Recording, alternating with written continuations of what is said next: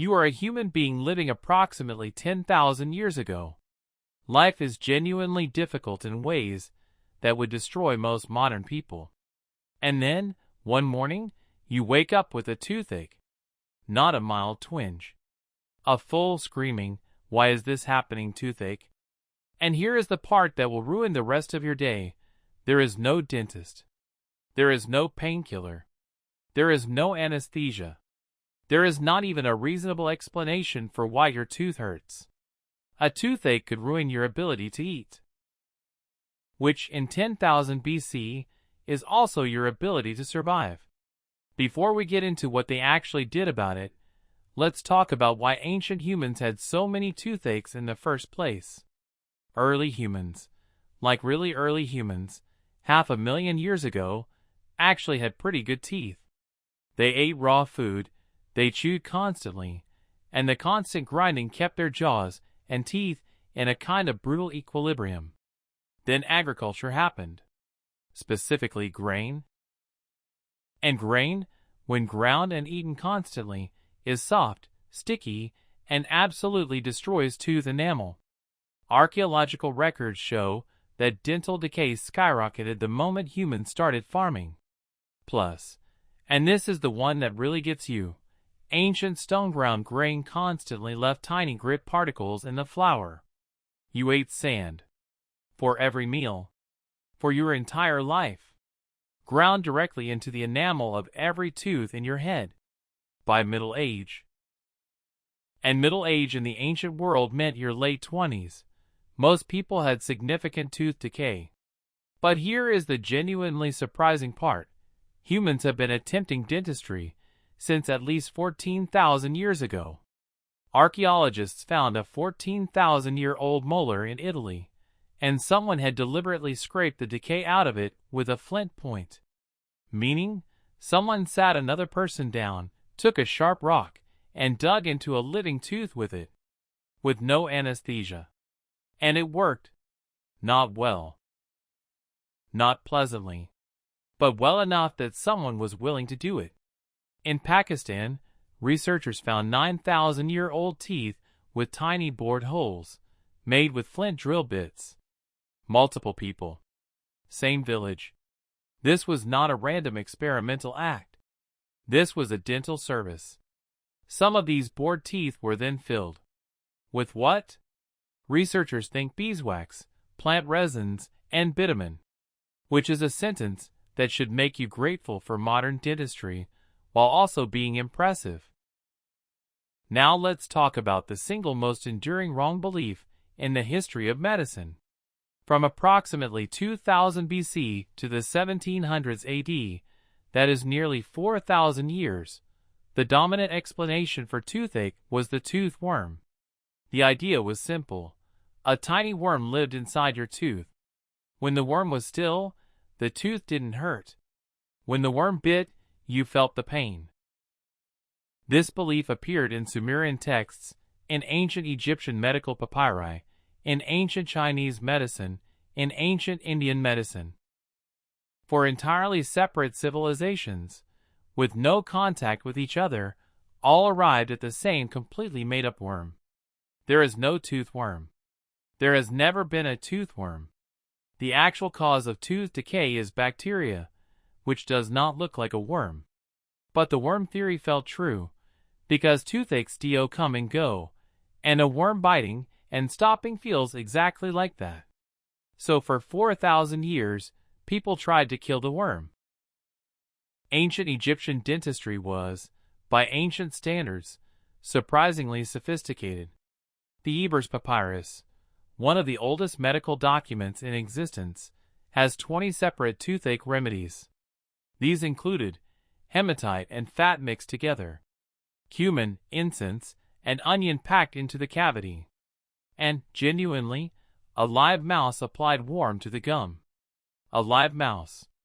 Warm? We do not know if it worked. We do know that nobody having a live warm mouse pressed against their gums had a quiet day. Egyptian dentists also developed early dental prosthetics. Gold wire has been found binding loose teeth or attaching false ones. Which is to say, Ancient Egyptians were performing dental bridge work 3,000 years before the first dental school opened. Ancient Greek medicine, especially Hippocrates, moved the conversation away from worms and towards something more like anatomy. Hippocrates correctly identified that misaligned teeth caused problems. He described remedies including iron forceps for extraction, which he recommended as a last resort. Aristotle, separately, suggested that loose teeth could be stabilized with gold wire, which is functionally correct, but also believed teeth grew back, which is famously not true. The Romans improved on Greek medicine in every measurable way, except they kept the tooth worm. Celsus, a Roman scholar, wrote a comprehensive dental chapter covering pain relief, extraction techniques, and even what to do when a tooth breaks during extraction. When a tooth breaks during extraction is, historically, more of a when than an if. The medieval period did not meaningfully advance dentistry. What it did do was make the experience more dramatic. Popular medieval toothache remedies included burning candles held next to the tooth to drive out the worm, which, again, does not exist. The smoke from the candle was supposed to make the worm fall out of the tooth. Other remedies: henbane seeds burned in a hot iron pan near the tooth. Henbane is mildly hallucinogenic, which may explain some of the patient reviews. Also, hot oil of vitriol applied directly to the cavity. Hot oil of vitriol is sulfuric acid. If all of that failed, and it did, frequently, you visited the tooth puller. Tooth pulling in the medieval and early modern period was performed not by doctors, but by barbers. Barber-surgeons. They cut your hair, they set your bones, and if needed, they pulled your teeth. All at the same chair. Presumably with the same level of enthusiasm. The extraction technique was not subtle. It involved a device called a dental pelican, named for the bird, because the action of pulling a tooth with it resembled a pelican scooping a fish. The dental pelican frequently also removed the jaw tissue around the tooth, which was not the intended outcome, but was accepted as a normal risk. Market square tooth pullers, traveling the European countryside, would perform extractions publicly, sometimes with musicians playing to drown out the screaming. Pain relief for toothaches, actual, chemical pain relief, arrived in the form of clove oil. Clove oil contains eugenol, a natural anesthetic. When applied to gum tissue, it genuinely numbs the area. It's still used in dentistry today. Humans had been using cloves in cooking since approximately 1700 BC. The leap to, "This might also work on toothaches," took a while to fully formalize. Pierre Fauchard, a French surgeon in the early 1700s, is considered the father of modern dentistry. He rejected the tooth worm, officially, finally, and described 103 dental diseases in systematic detail. He also invented the dental drill, powered, at the time, by a foot pedal operated by the patient themselves. The patient powered the drill that drilled their own tooth. Here is the counterintuitive part. Many ancient remedies had a real effect, even though the explanation behind them was wrong. Clove oil worked. Beeswax fillings reduced sensitivity by sealing exposed tooth tissue. Many plant-based pastes had mild antimicrobial properties. The smoke fumigation for tooth worms didn't kill any worms, but hot smoke does temporarily kill the bacteria causing the pain. They were right about the treatment by accident for 4,000 years. And one final thing. The one area where ancient humans were arguably better at dental health than most modern people. Before sugar became cheap and widespread, which didn't happen until the 17th century, humans consumed almost no refined sugar. Ever. Which means that despite the grit, despite the bacteria, despite everything, ancient humans had significantly less tooth decay than modern populations in sugar-heavy cultures. The toothache was always there. It just had different causes, different explanations, and far, far worse solutions. Next time you sit in a dentist's chair, tilted back, a light in your face, anesthesia already kicking in, maybe appreciate, just for a second, that it could have been a warm mouse. Let's go back even further. Neanderthals, our closest extinct relatives, have been found with dental wear patterns suggesting they self-treated tooth pain. One Neanderthal skeleton found in Spain showed evidence of using a toothpick tool so consistently that it wore a groove in the teeth. Dental hygiene, in the sense of cleaning teeth, has been practiced since at least 3000 BC. The ancient Egyptians made a tooth powder from crushed ox hooves, ashes, myrrh, and eggshell, ground together, applied with a finger. The eggshell component was actually effective. Calcium carbonate is a mild abrasive that removes plaque without destroying enamel. Ancient Roman dental hygiene was surprisingly social. Public urine was collected and used as a mouthwash. Urine. For your mouth. It worked, incidentally. Urine contains ammonia, which is a mild disinfectant. Spanish urine was specifically imported to Rome for its potency. Ancient Chinese medicine took a different approach, focusing on acupuncture points related to tooth pain.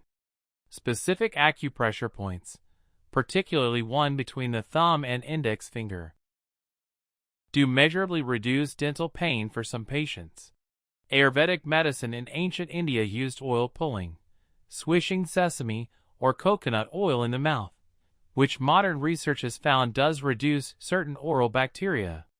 The Aztecs had a dental remedy using chili peppers applied directly to the gum, which also works. Capsaicin depletes substance P, a chemical that transmits pain signals. Two pains, one worse than the other. A distraction that also heals. Medieval European herbalism identified willow bark tea as a pain remedy. Willow bark contains salicin. Salicin is the precursor to aspirin. They didn't know why it worked. They just knew it did. And they used it for everything. Which means medieval Europeans had effective pain relief the whole time. They just called it something different and didn't understand the mechanism. The 1700s saw the first formal dental schools, France first, then America, and the profession of dentist began to separate from barber and physician. Anesthesia for dental procedures became available in 1844, when nitrous oxide was first demonstrated publicly for a tooth extraction. The patient felt nothing. The audience was stunned. And the 10,000 years of fully conscious dental procedures, which were all of human history up to that point, quietly ended. Humans spent approximately 300,000 years, the full span of Homo sapiens, dealing with toothaches with nothing that fully worked. 300,000 years of working around a problem that now takes about 90 seconds to numb. Which is worth keeping in mind, not just about teeth, but about any problem that currently has no good solution. Every generation before ours had a version of the problem that seemed permanent, felt universal, and was treated with the best available wrong answer. The tooth worm was the best available explanation for 4,000 years. Then it wasn't. Which is a genuinely useful thing to remember. The wrong answer, held with complete confidence by everyone around you for thousands of years, can still just be wrong. Anyway, if you have a toothache right now, and statistically some of you do, please go see a dentist. Don't use a mouse, even a warm one. And if you're currently grinding through life with no access to a dentist, which is most humans throughout history and many today, you are in exceptionally bad company. Exceptionally bad company in very large numbers, for a very long time. The toothache is probably the most universal human experience that nobody talks about as history. Every emperor, every philosopher, every king, every farmer who ever lived had one. And almost all of them dealt with it the same way you're dealing with it right now. They waited. They tried the wrong thing. And they survived until something better came along. which, now that you think about it, is a decent strategy for most problems. Thanks for watching. If this made you immediately run your tongue over your teeth, that's completely normal, and there's nothing wrong with your teeth. Probably. Subscribe for more videos like this.